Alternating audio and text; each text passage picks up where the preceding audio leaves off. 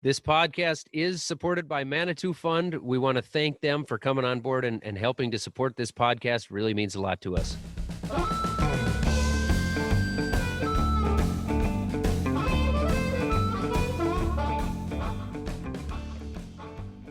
Hey everyone, I'm Zach Johnson. And I am Mitchell Hora. This is the Fieldwork Podcast, the greatest podcast ever about sustainable agriculture. That's right. This is the show that is by farmers for farmers. And on this show, we hear a lot about the benefits of sustainable ag practices. But for a lot of guys and gals, the expense side of making changes can be daunting. Good thing you're made of money, though, Zach. It's a dang good thing, right? Obviously, machinery can be expensive. I would say, number one, that's what comes to mind for me when it comes to making changes. What am I going to do? What am I going to need to do to make changes to my operation as far as machinery goes if I change up the way I'm doing things? Well, especially that you already have a ton of capital tied up in the machinery that you already have. Exactly. And then you change one little thing to start small and try a few acres.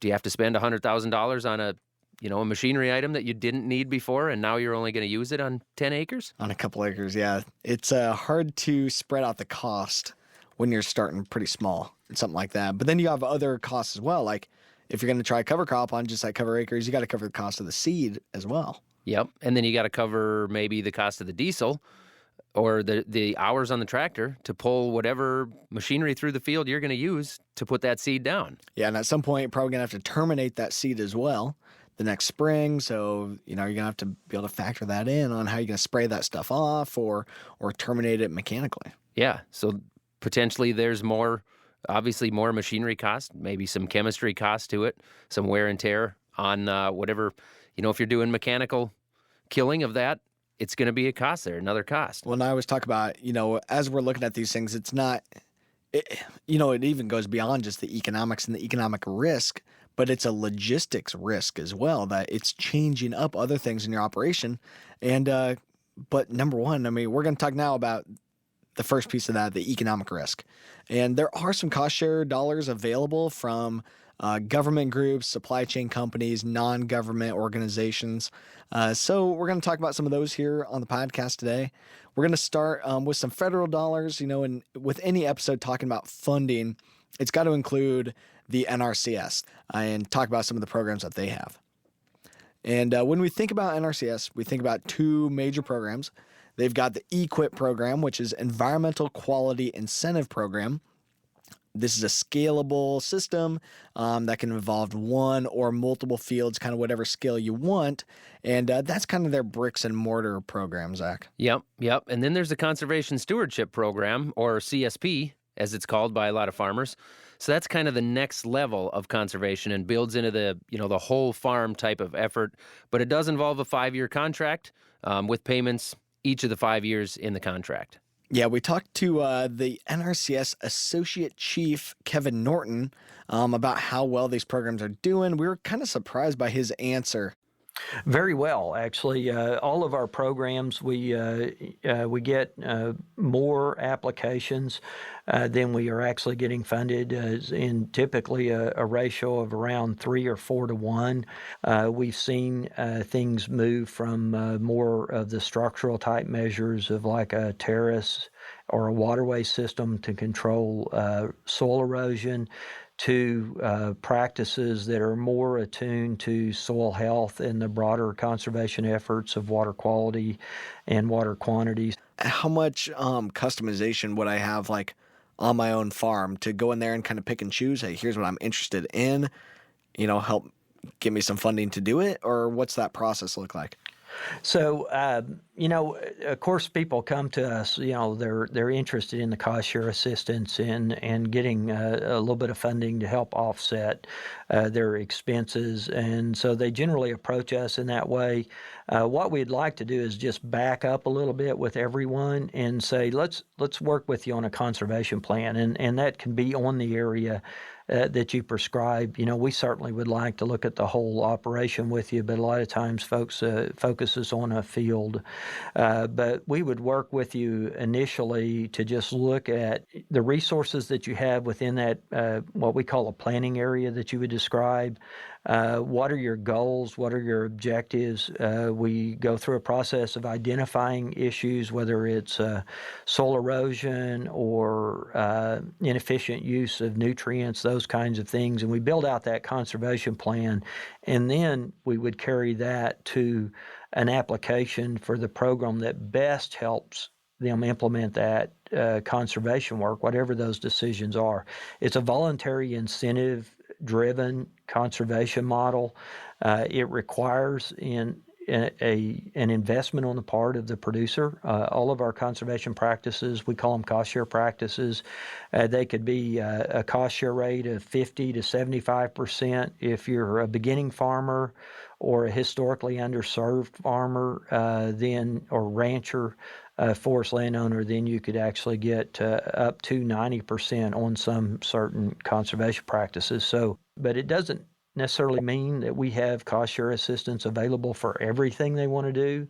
But in most of our locally driven models, if it's a priority issue within that geographic area, then yes, there's probably a conservation program and a practice that they could apply for. Are there specific programs that you've seen people take advantage of more than others? Are there specific things that farmers are really interested in? So certainly the Environmental Quality Incentive Program is probably the program that folks make the most use of. It's got the broadest suite of practices available. It is the most flexible. They can do one practice or they can do several. The contract only lasts the length of time it takes to get the practice implemented and cost share paid. And we're seeing a lot of interest in cover crops. It actually was covered in the Farm Bill to a great extent as a priority around improving soil health. We see that. We still see the traditional practices, in the dairy country around waste management, application of the nutrients that come through. So, in your mind, when it comes to conservation and taking the steps towards improvement and always trying to do better for ourselves, when it comes to really moving the needle out here and trying to make a difference, do these programs, do they do that for us? Yes, sir. We believe they're vital. They're not only important to the individual agriculture operation in terms of the sustainability of their operation, the ability to transition that on through the generations, but the benefits off farm to improved water quality, to the increased wildlife habitat, those resources. I came from Louisiana. We saw the Louisiana black bear become delisted largely on the backs of private landowners that were voluntarily setting aside some of their least productive land into the Wetlands Reserve Program, the Wetland Reserve Easement option of the Agriculture Conservation Easement Program.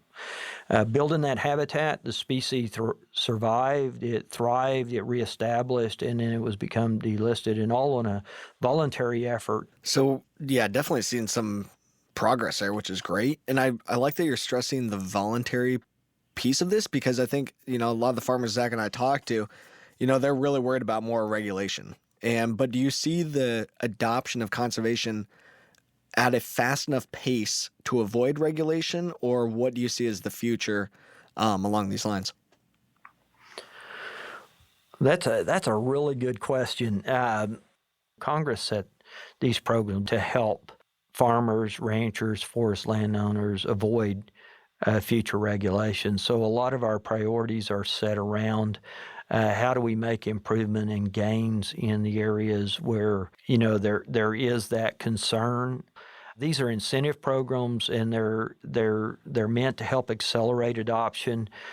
I do think that we're seeing that in many areas where we may have cost shared for some conservation work on a portion of a person's farm or their ranch, that we're beginning to see that those producers, because of the success of that effort, are voluntarily, without a lot of extra cost share, beginning to move those practices across their operation. Thank you for coming on and speaking to us with us here on the podcast today. Keep up the good work, and we'll try to keep spreading the good news as well, and educating people, and trying to do our part as well to move the needle. Thank you very much. I appreciate it. What do you think about that, Zach? So Associate Chief Norton talks about, making pretty good progress in their eyes. So that's good. I think that's holding off, some of the threat of regulation. But on my aim, in Iowa, we got the nutrient reduction strategy that at this point we don't even have 1 million acres of cover crops in. And maybe some of that adoption would have been a little bit better if we didn't have really wet fall. I don't know. But still, we have a long, long way to go. The goal is well over 10 million acres, and we have less than 1 million in so far, and we're multiple years into the deal. So I don't know. What's your view on progress? I mean, it was good to hear from him talking about how he believes the programs are working well. And I know that certainly, they have great intentions, and it's good to hear that people are taking advantage of the programs that are out there. But like you say, there's still so much work to do. You're talking about a goal in Iowa of reaching 10 million acres of cover crops, and you're 90% short of that at this point, right? Well, and I do want to clarify, too, that the Iowa Nutrient Reduction Strategy is part of the overall hypoxic task force deal. That's a federal program, but the Iowa program is totally separate. So that's not included in CSP or EQIP. But CSP and EQIP is a federal program that you can layer on top of some of the more local programs, to actually get things to work synergistically. So point being is, we've got these federal programs. We also now have more programs from the state level, and there's even more localized watershed projects where you can get some additional cost share funding. There's a lot of opportunities out there and available. And we know that economics of this and the cost share dollars, that only really factors into one piece of the equation. Right. This is not just a dollars and cents kind of thing. Right. It's a whole puzzle that you have to put together as the farmer to make this work out. And you hear about people who maybe do programs like EQIP or CSP for a while, and then maybe don't necessarily continue with those programs. And I don't know, maybe some of that's because of some of the red tape, maybe? So one of the concerns that I have with some of the farmers that I've been working with is that the people that have been doing some of these practices for a long time, they don't necessarily fit into some of these programs like the CSP and EQIP, especially, that these programs only reward the new practices that you're going to do on their farm. So a lot of these farmers that have been doing conservation practices out of their own pocket are just kind of left to the wayside, even though they're the ones that have been learning and implementing and struggling and relearning and maybe even working with some of the local FSA or NRCS employees. Those employees have been learning off of their farms, and now they're helping other farmers. They're getting funding out of it, where the farmers that have been trying and spending the money 100% out of their own pocket, they don't fit into these programs. Yeah, that's kind of a whole other branch off to this conversation. You think about that and you say, well, these are the farmers that took the initiative, and we're already doing something. And so how do we treat them in this whole structure that's been set up now to try to implement these new programs? Are you involved in any of these programs? We looked at it a little bit for our farm, to be honest. And I think we looked at a CSP plan for our farm. And there's 85 different things that you can do. Yeah. Anywhere from, which is good, I think, to have a lot of choices. But we kind of needed some follow-up, I think, on our farm on wow, this is a lot of paperwork, a lot of red tape to try to jump through. We're there. We're spending the time. We're willing to look at it. And we expressed interest, but there wasn't a lot of follow-up, to be honest.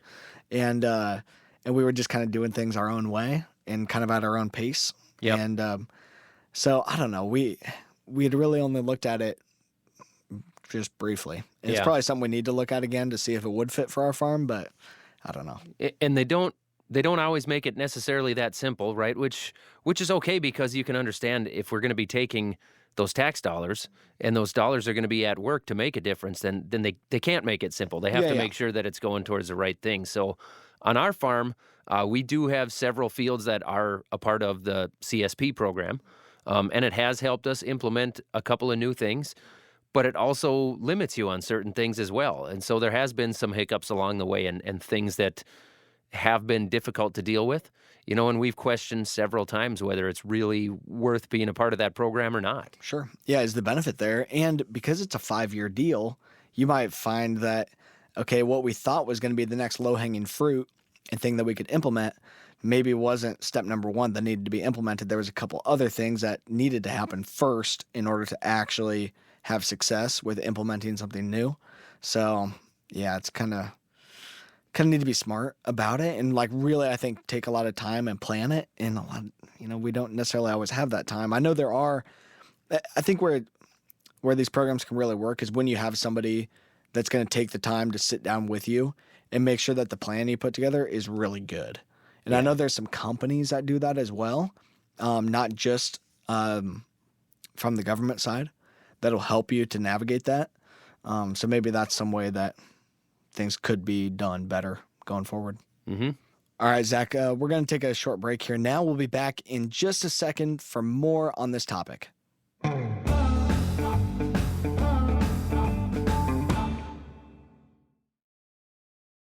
And we're back. Welcome back here to the Fieldwork Podcast. Well, Zach, our next guests here on the podcast have some really cool ideas about how to get funding for conservation practices through group effort.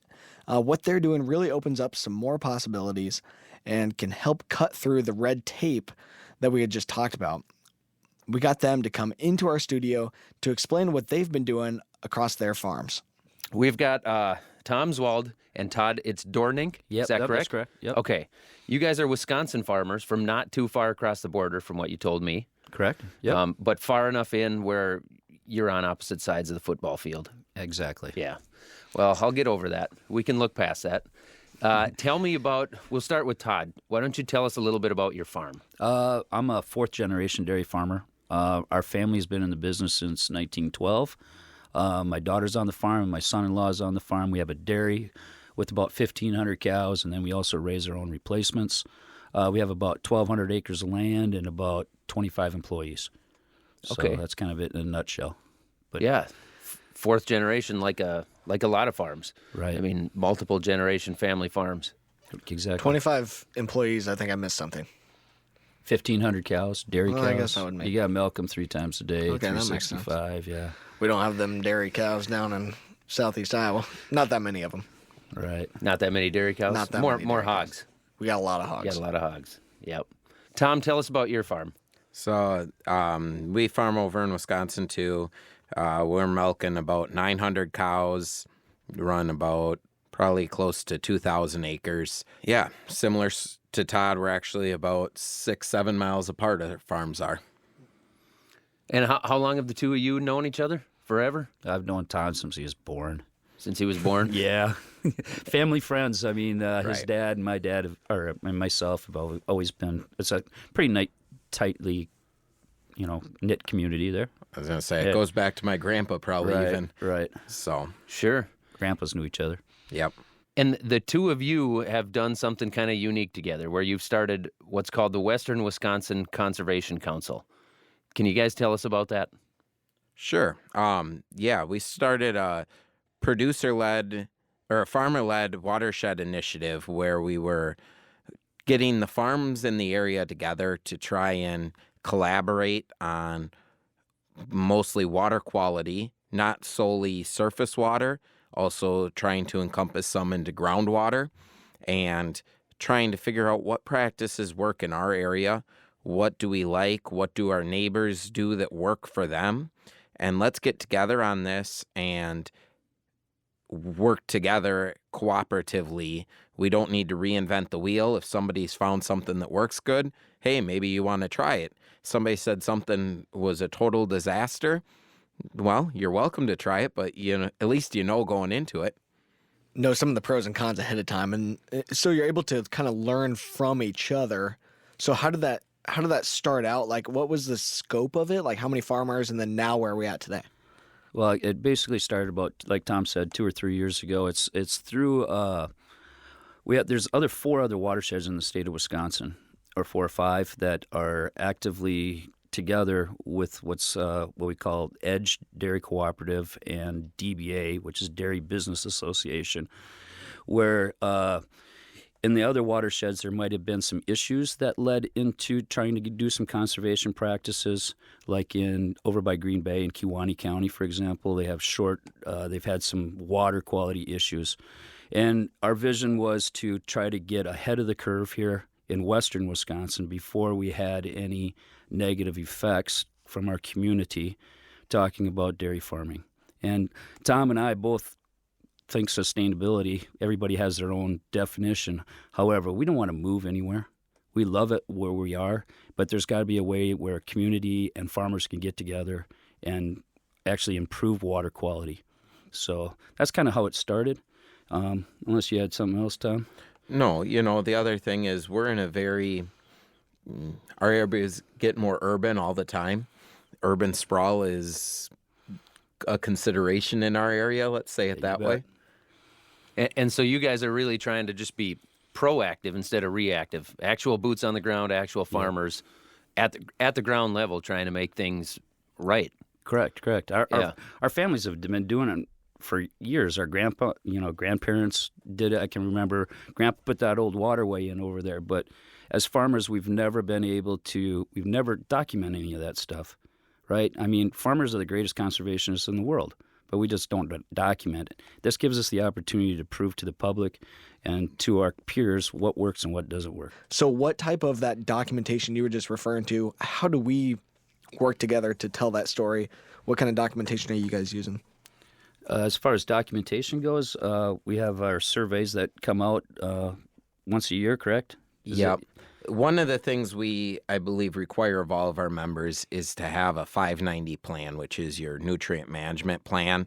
In Wisconsin, normally it's developed with a program that Extension put out called SNAP Plus, and it allows us to document the practices that you've done and the change that you've had with the quality of water. So what's your PI index, so your phosphorus index for your soil, depending on what you've changed on those soils. It's a good tool for us to be able to use on our members. Hey, we implemented such a practice. How does that actually equate to Moving the benefit? Needle. Yeah. How's it actually moving the needle? Right. So yeah, actually, the more cover crops we have enlisted, that's definitely a way that we can reduce nitrogen and phosphorus loss in soils, right? So the more of that we have, the better off we are. How many farms do you have taking part in this so far? We have about 30 members so far, right, Tom? Yeah, about 30 farm members. Cool. And it's all within a fairly, what's the spread of the geography, I guess? And what's the spread of the geography and what's the desired spread of the geography? So global domination, I'm sure for you. Tom, right. we did it a little different. A lot of the watershed groups in Wisconsin are specific to one watershed. We opened up a little more, and I believe there's 3 different watersheds we cover, because just because you farm somewhere, your ground can cover more than one different watershed. So why are we gonna, hey, you can be a member, but only for a 20-acre field, and John Smith down the road, well, he can be a member for all of his acres because he happens to fall in these boundaries. And we didn't want to geologically limit. And that's not to say some of the grants we get don't specifically specify a watershed. So not all members might be able to be eligible for all the grants, but... Give me some bragging points. What has this group accomplished so far? We've been able to reduce phosphorus and nitrogen emissions by like 10,000 pounds, isn't it? There's stats out there. How many acres do we have? I have some stats here, but that's what we're looking for is actual. What do I want to say? Nitrogen efficiency. Actual Phosphorus. recordable numbers. Stats right. and facts that you can see. Right. Yep. And the other thing is we're also working in collaboration with the University of Wisconsin River Falls, where we're actually testing our wells, our members, I mean, we test our wells 2 or 3 times a year, and we have these students come out and they do the testing, and they're telling us if we do have problems with nitrates or any other phosphorus, or I think that was the last thing that we were looking at, or we're looking, at water quality. So that we're trying to bring in science-based information, and using that as our base to move forward. Sure. So, really being able to quantify a lot of the water components, which I think is really important, and we'll dig into some of that on what you guys are specifically doing on your farm. With, the funding piece, just to carry off of our last conversation, getting some funding, applying for some grants. We were talking about in the our last guest with the RCPP program. Is that something that you guys have been able to tap into, or what are some of the cooperators you guys have had here? Mostly our funding comes from the Department of Trade and Consumer Protection in Wisconsin. We've had in 2018 or 2019, we had $20,000 in grant money that was given to us just for this aspect of cost sharing with our members to try new innovations and try new things. So that was one of our sponsors. We've also had Compeer Financial Institution. We've had Dairy Business Association of Wisconsin and Edge Dairy Cooperative, along with the Nature Conservancy, has also been able to help us fund also, and along with the collaboration with River Falls. So those are the main stakeholders that we have in there. So you've got some real funding behind it. I mean, real legitimate programs that are helping you to move forward with this, stand behind you. Yep. Yeah, that's great. How's it administered?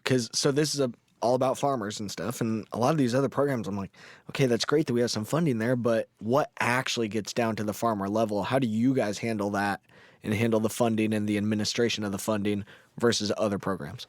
So, we do a member survey. We want to see what new practices you've implemented or what changes you've made that have a benefit, and then we can divvy out the available funding based upon what you've done to help. I just looked it up here. In 2018, we had estimated a reduction of 17,267 pounds of phosphorus and 18,739 pounds of nitrogen, with practices our members had implemented on their farms to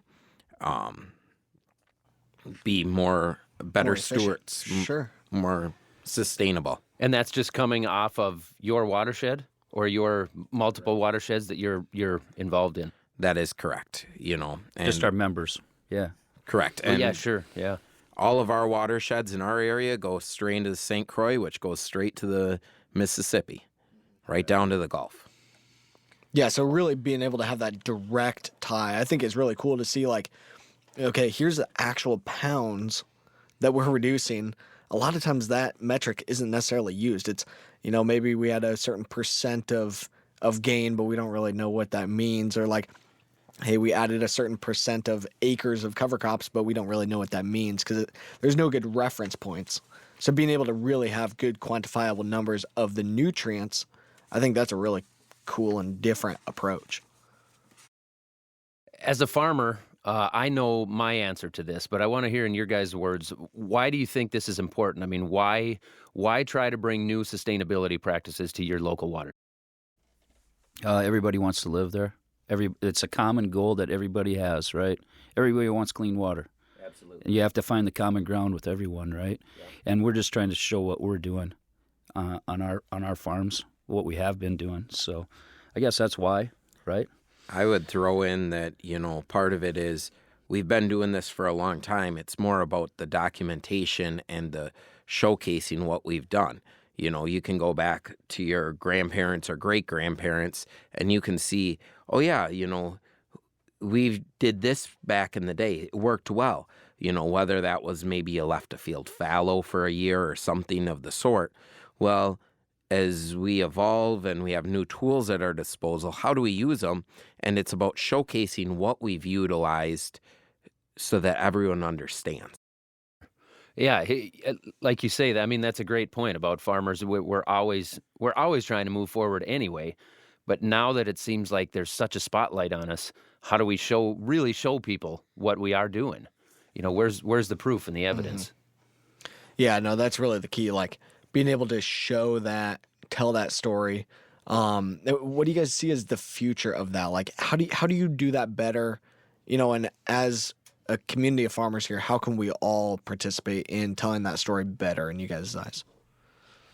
I think that's the biggest difficulty we've always had.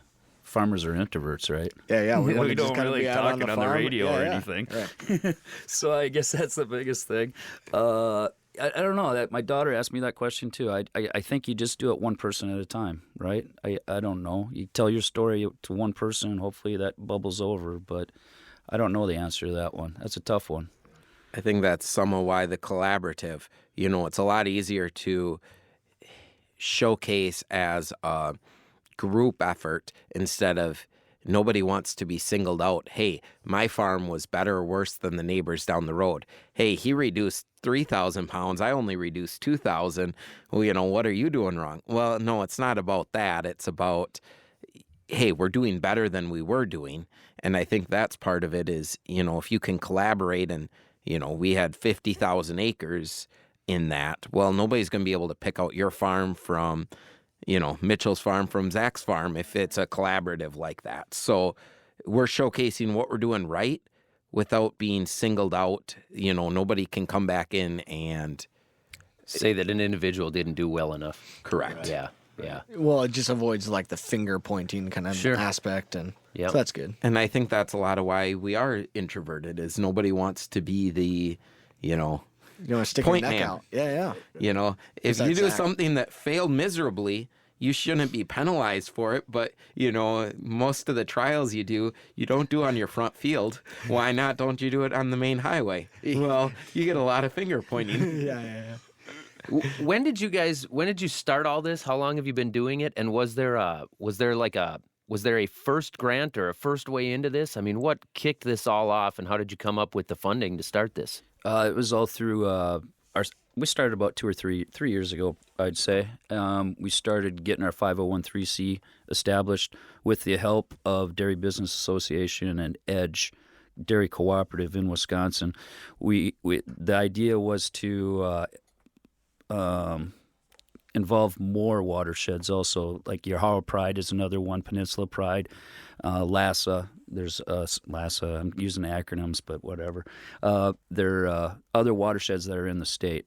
And so actually I'm also president of an association called Dairy Strong Sustainability Alliance, which is going to be putting another layer on our watersheds in order for us to give the farmers the network that they need to run the watersheds. For example, we don't have time to put out posts on email or get our members involved, but we hire Dairy Strong Sustainability Alliance in order to do that for it. We're going to contract with them depending on the services that we need.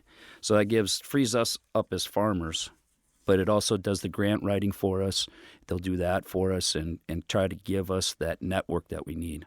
Sure. Yeah, that seems like a really good way to do it. And so basically, they started the whole idea, and I think what you were after there is this obviously started at the bar.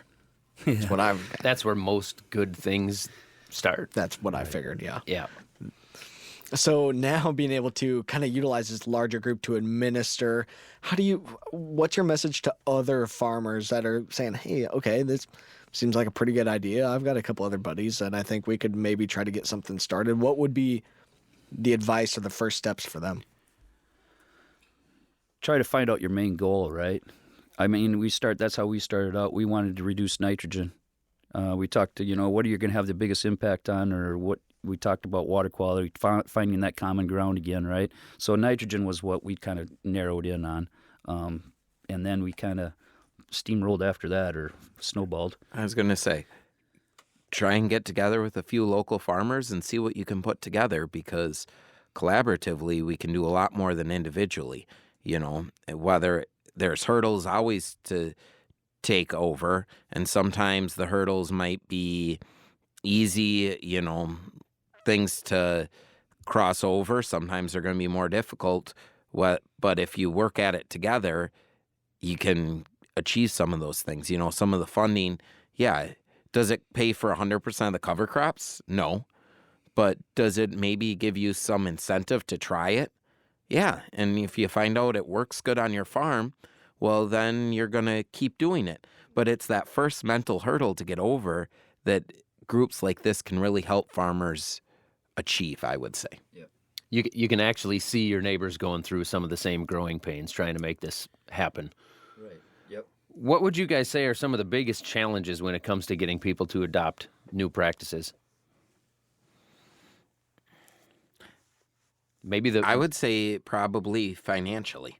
financially. You know, it's hard to go buy the new piece of equipment. Well, I got grandpa's old drill that I've had for 80 years. It works well, but I want to try no-till. Well, how do I justify trading in this for something that's lots of dollars for something you don't know, you know, how well it's going to work for you? Everyone hopes it works well, but until you find the right cover crop mix or what works great for you does not mean it's going to work. So you have a hard time justifying the initial startup cost to try something new. Yeah. And I know, like in other watersheds in Wisconsin, they've actually had equipment dealers get involved then too, right? So that hey, do you want to use our drill? Or they'll rent out the drill for a while if you're talking about cover crops or whatever, where they've actually had some really good help with that. So it's just not farmers; it's the whole ag community that needs to get involved with this. Right. So, but yeah, I would agree, Tom. Sustainability. Farmers have to be financially in good shape in order for things to happen, right? Yep. Right. I mean, sustainability is dependent on profitability also. That's what I always talk about is, there's not, this sustainability thing's not going to matter if the farm is not economically sustainable. So on you guys' farms, what's been your progression into this? Tell us about some of the things that you're doing, across your acreage. Just trying to incorporate best management practices as much as possible, whether that's we've had some historic rains lately. So even if it's just putting in that waterway, oh, well, there was never a waterway there. Why do I need a waterway? Well, it washed out 2 years in a row now. We need a waterway. Or whether it's trying, we both dairy farm. So when I use cover crops, my goal isn't to fix any nitrogen. My goal is to actually scavenge nitrogen. I'm putting a fall N application out there. What's my goal? Well, I want to make sure that that's there next spring. So it's different every farm, but I think those are a couple of the things that we've tried. We've tried some no-till. Last year was an awful year for winter kill on our alfalfa fields. I no-tilled a lot of corn into, 5-6-year-old alfalfa fields and had pretty good luck overall. I had a couple of fields that didn't work, but more than didn't work, I had really good results. That's good. Yeah, what we're doing on our farm is looking at some of the highly erodible land, trying to get that into more grass. We're using some Italian ryegrass on our farms, and we can use that back into feed our cattle. But we're trying to get, that's what we're trying to do is, and like Tom said, scavenge up we do a fall application of manure also. So scavenging up that nitrogen that's sitting there is a good thing that we believe is good thing for all. Jumping back to the funding side of things, do you guys believe that you're able to get more funding back to the individual members because this is a collaborative effort? I mean, is there more access to the dollars for the individual farmers than there would be otherwise if they were just going about this on their own? I would agree, yes. So this gives us a network, gives us a way to get there. A lot of times it seems like our government type of programs, there's a lot of red tape to get through it. Yep. We want to make it easy for our members in order to get enrolled. Anybody who has more than 100 acres or 50 acres can be a member, right? So as long as there's a farmer incentive there, right? But I'm sorry, I lost you. Yeah. Well, I guess I would think when you're dealing with multiple members, you said you had about 30 members. So in order to get some of the funding from these really legitimate groups that you guys are working with for the funding, I would guess that a lot of those dollars are coming in because you have 30 members going after this instead of, rather than just Tom going to X group and saying, I would like some funding for this project. Correct. And, I know like our DAC cap grant, the Wisconsin Department of Ag Trade and Consumer Protection, that requires 5 different members, I think. Correct. And so, it wouldn't even be available if we weren't the collaborative effort we are. And I think that's some of the beauty of it is we're tapping into other sources that aren't available. I can go to NRCS and I can turn in my CSP for some funding dollars. Well, that's great. But now I can go around and I can come to the Western Wisconsin Conservation Council and also bring in some funding dollars. It's not like it's one or the other. This allows you to still get your individual farmer programs as well as some of this collaborative money for programs you can So implement. It's a little bit of an extra on top of the program that you're already in. Maybe it's going to help to fit into some of those programs that you're not using, like CSP or EQIP or some of these other programs. Right. I think once you go down that road, too, you realize that there's a lot more funding than what you thought, like in different watersheds. Like the Kinnickinnick might be different than the Rush River watershed. Once you start investigating, there's like, oh, yeah, there's a bunch of money right here. But that opens up the doors if you don't ask. There's dollars out there waiting for somebody to come to them and look for them. Yep. Sure. Yeah. But being able to have your foot in the door and say, hey, here's my data that I already have collected. Here's some of the things that I'm already doing, but here's what I want to be doing. But it's still kind of a economic hurdle to actually kind of take the leap. Correct. What are some of the biggest challenges when it comes to finding funding? What gets in the way? I was going to say probably time. As farmers, it's hard to be on top of all the programs, to write grants, which is why we're pretty excited about the Dairy Strong Sustainability Alliance, that they can do some of that footwork, because by the time we're done managing our farms, go home to our families, there's just not much time left in a day, if any. And then if you throw a YouTube channel on top of that, it doesn't get any easier. I'm not going to do that. A bunch of podcasts, Twitter. You got Instagram. You need some cows to milk, though, Zach. I need some cows to milk? Yeah, like a lot of them. Why don't I just flush money down the toilet? That sounds easier. I think that's what Todd was thinking, too. That's hilarious. But yeah, like the actual writing the grants and stuff, that I think that would definitely be the hardest spot too. Is I'm thinking like, okay, how could this be kind of taken back to Iowa? It's like finding somebody to help to actually do a lot of that heavy lifting. That would be the really tough part of it, I think. And that you guys are organized, just kind of on your own, like completely public or private sector driven. Very different approach than where you would typically see a lot of grants written from, I would think. Right. Very we did cool. that on purpose, though. Yeah. There was always the concern about, Uncle Sam looking over your shoulder and dictating what you do.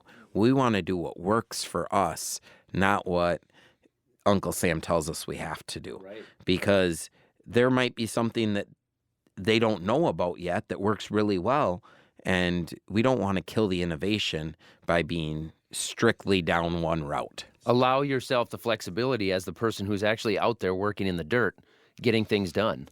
Correct. The person who lives there and understands what they're looking at within their own watershed. Well, but how has like the local conservation districts or local NRCS folks, how have they been receptive of you guys' individual efforts?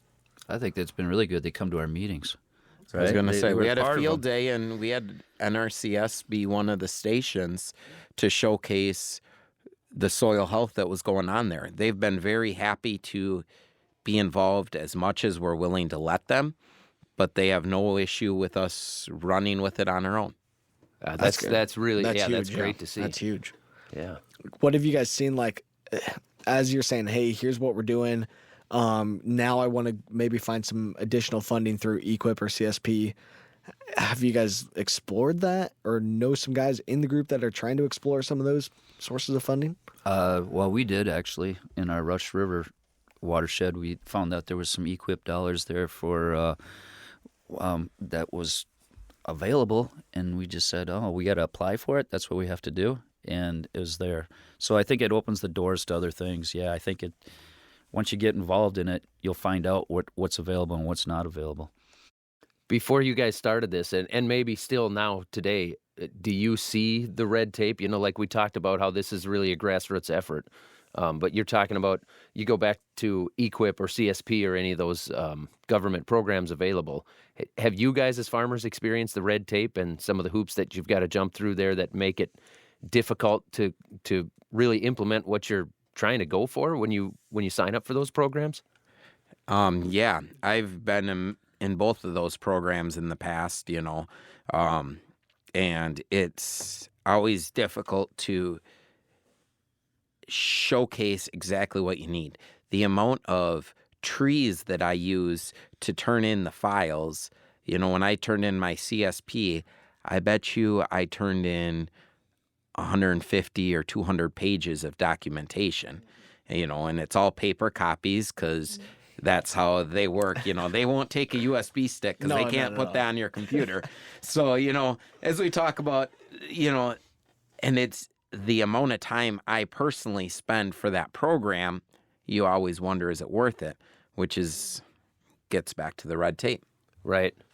Yeah, and it's kind of a catch-22. You can see where they've got to have some control of it. There's got to be some levels of expectations if you're going to go through a program like that. So how do you manage that as the guys that put together a program like that who are not out there on your farm, right? They may be involved in farming. They might even have a really good understanding of farming, but they're not on our individual farms where things just don't always align with what we're trying to accomplish. Well, and like what the plan is, sometimes the plan changes, and in some of these programs, like they don't really allow a lot of flexibility to ebb and flow. And like you mentioned with rainfalls can really screw up the plan. Well, I know, talking plans, you start looking at your 590, your nutrient management plan. We had fields of alfalfa that completely winter killed, like 95% of the alfalfa was gone. Well, what do you do with that?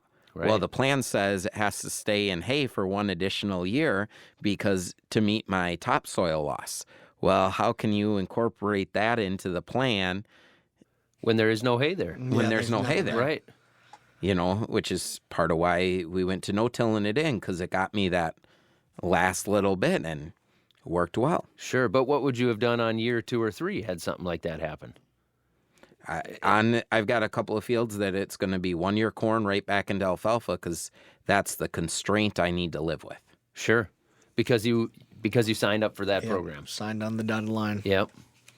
So how do we make that better? Like, how do we improve that system, like, on your farms to be able to get like the public-private partnership to work better?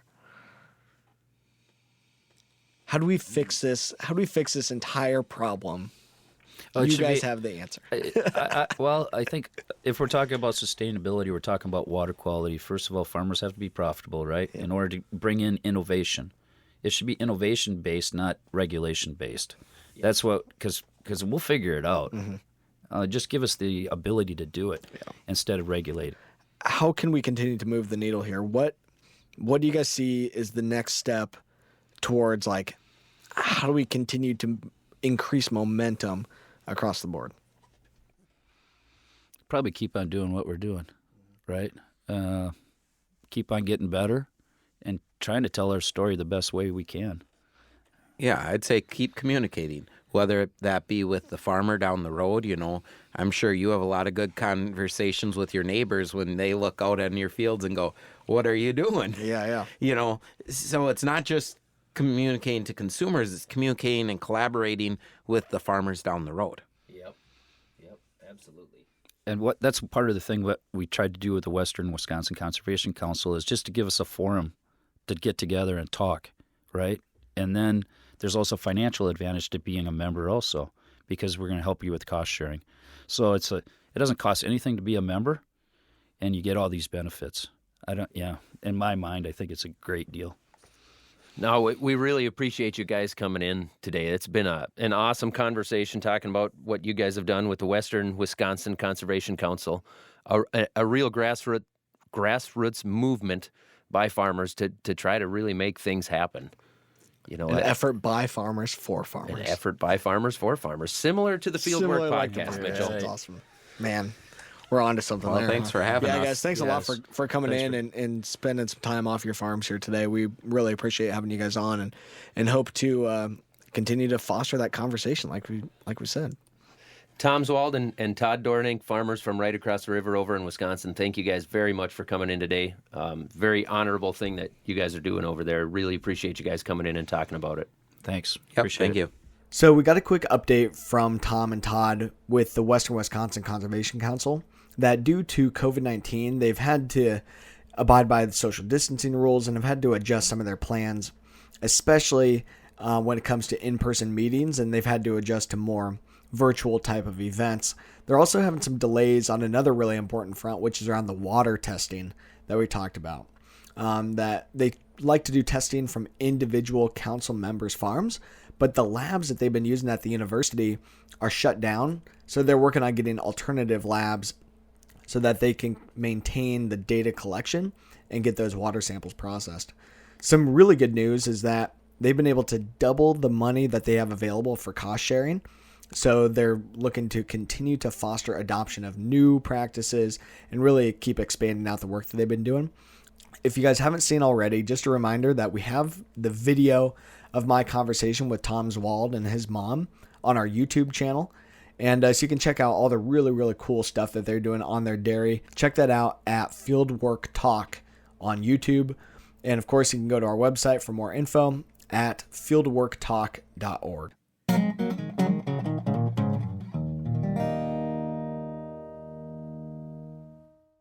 And now it's time on the podcast to check out what's going on in our voicemail. Hey, just calling in to let you guys know you guys are doing a wonderful job. I really enjoy your podcast, and we're starting on our farm to follow a few soil health principles like you guys are talking about just in the past few years. And one of the biggest things we discovered is we have a big problem with white mold, or had a big problem with white mold in our soybeans. So we've been putting cereal rye and some other mixes in our, either interseeding in our corn or spreading cereal rye on and vertical tilling it in, and then planting into that green, letting it grow for 2 to 3 weeks, and then spraying it off. And had amazing luck with pretty much zero white mold. So just throwing that out there for guys that do have problems with white mold. That's really, really helped us. We had a few fields that really, really good ground, high organic matter, black dirt, and every time there would be 25 to 30 bushel soybeans. When you go through there with the combine, and this past fall I harvested 70 to 80 bushel soybeans through them areas and zero white mold, and that was across all of our soybeans. There was absolutely zero, and it was so impressive. So it just give us some ideas for some guys that might have that problem. So I appreciate all your hard work and putting this podcast on. So thank you. We do really appreciate you calling in and really like the observation that you made in that we are seeing the exact same thing on our farm in southeast Iowa. We had always seen not only white mold, but a lot of sudden death in soybeans too. And the big thing with soybeans is that they are really vulnerable early on in their life cycle. Really vulnerable early, whether that be to frost, like a lot of people have experienced here this year, or they're vulnerable to wet, cold conditions early on. So typically, we'd always needed to wait, plant the corn first, plant the soybeans later. However, now that we're planting green and planting our soybeans into cereal rye, which is what we did for the most part this year, or you can plant into winter wheat or other cover crops. Probably a grass cover crop is what I would recommend. But plant that cover crop, or plant those soybeans into that cover crop. You can plant earlier now, but just like on your farm, we are planting green and then not terminating for multiple weeks after. You mentioned waiting 2 to 3 weeks. We're waiting 4 to 6 weeks after planting until we terminate any of that cover crop. What happens there is that cover crop creates a microclimate for those young soybeans. So in that canopy, it actually keeps things warmer. So we alleviate some of that frost concern. It also helps to control the water that is in the soil or water that comes, through the month of April, May, and even into June. So what we're seeing is that cover crop is able to balance out that soil, make sure that our soybeans don't get wet feet. And because when they get wet feet, that's when we really have those issues with disease later on in the year. I also think that just by keeping the cover crop alive, we're building up some of our beneficial microbial communities too. So hopefully just overall, reducing the pathogens that are in the soil. And I think what we're going to be able to see here is that more farmers are going to be able to utilize what we call naked seed, untreated seed, spend less money on fungicide seed treatments because we have the beneficial microbes in the soil. We've reduced our pathogens that are in that soil, and we are creating a more positive initial growing environment for those beans where they have a balanced soil moisture profile. They have better soil temperature, better microclimate temperature down within that canopy. And then later in the season, when you do terminate that cover crop, now you've got a nice mulch to help to protect against weeds, to protect and hold in moisture during the dry periods throughout the year.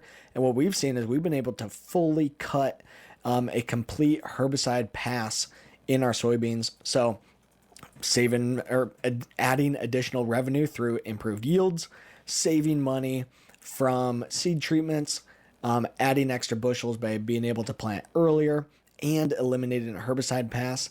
We are really excited about this and glad that you are seeing the same type of results that we are, and that I know a lot of other farmers are also seeing. Keep up the good work, and I really appreciate your call. Thanks to all the people who helped make Fieldwork possible: Annie Baxter, Amy Scotchless-Cole, Claire Jones, Noah Boston, Kristen Schmidt, Eric Romani, Lindsay Davis, and Lauren Humpert. Our theme song is written and performed by Johnny Vince Evans with help from Corey Schreppel. Our website is fieldworktalk.org, and we are Fieldwork Talk on YouTube, Twitter, Facebook, and Instagram. And yeah, if you like our show, it'd be awesome if you wrote us a review. And we'd love, of course, to get a voicemail from you. Call us up, and we'd love to play that on the show. Leave us a comment or a question at 651-228-4810. That's 651-228-4810. Call in, and Zach and I will talk to you through the voicemail. Feel free to harass us as much as you want on that voicemail, because we're not afraid to have fun. In fact, we're going to call that number ourselves later on tonight. And we're going to dish it back to you, too. That's absolutely true. Thank you, everybody, for listening.